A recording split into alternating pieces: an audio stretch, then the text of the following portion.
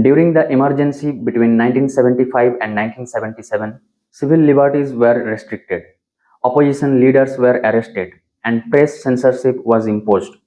But eventually, elections returned. Indira Gandhi lost. Sometimes I think about a question that sounds almost uncomfortable to ask. What if India become a dictatorship?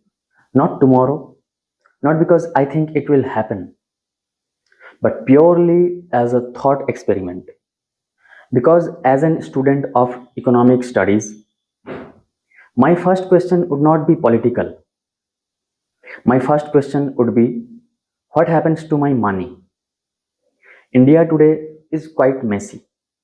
Elections, opposition, courts, state governments, protests, bureaucracy, public debate. For a businessman, this can be frustrating.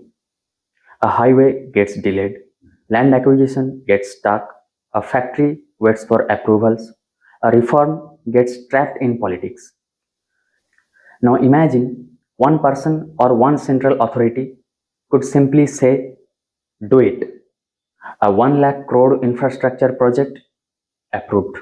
A new industrial city, build it. Labor reform, done. From a purely capitalist perspective, that kind of speed can look incredibly attractive. And history gives us an interesting example. China. China built enormous infrastructure, manufacturing ecosystems, ports, high-speed railways, and entire industrial cities at a speed democratic countries often struggle to match. So dictatorship can create speed, but here is where I would become nervous. Because capitalism doesn't survive on speed alone.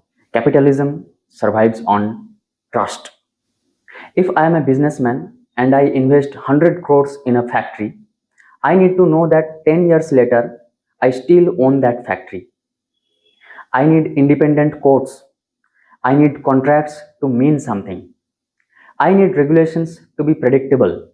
And most importantly, I need to know that being politically connected isn't more important than being commercially competent. Because once that happens, capitalism slowly becomes something else. A few businesses become extremely powerful because they are close to the government. Competition becomes weaker. Smaller entrepreneurs struggle. Innovation suffers. And suddenly, the biggest risk in my business isn't my competitor, it's politics. And then comes the stock market. Initially, markets might even celebrate a powerful government if investors believe it can push through infrastructure, manufacturing, and economic reforms. But markets hate one thing more than almost anything else: uncertainty. If institutions weaken, if regulations can change overnight, if companies can be punished because their owners disagree in some opinion with the government, foreign investors will start demanding a higher price for taking Indian risk. Money can move, the rupee can fall under pressure, valuations can fall, and India's biggest economic advantage could slowly become its weakness. Because India isn't China. India is a federation of states, languages, religions, cultures, and powerful regional economies. Tamil Nadu has its own political character, West Bengal has its own. Maharashtra, Punjab, Karnataka, Kerala. India works partly because these different centers of power negotiate with each other. Concentrating all of that power in one place might create efficiency, but it could also create enormous friction. And India has actually experimented with concentrated political power before.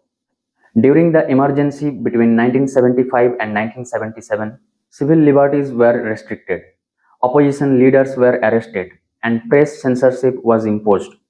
But eventually, elections returned, Indira Gandhi lost, and power changed hands. And that tells me something important about India.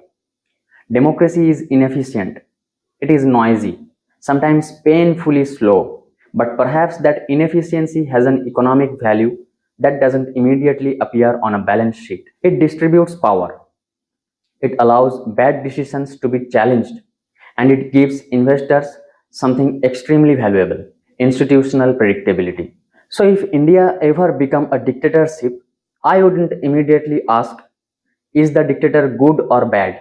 As a capitalist, I would ask three questions. Are my property rights protected? Are institutions stronger than individuals? And can my business survive without political connections? Because governments can build highways, governments can build airports, governments can build factories. But the most valuable infrastructure in capitalism is invisible. It is trust. And once a country loses that, rebuilding trust can take decades.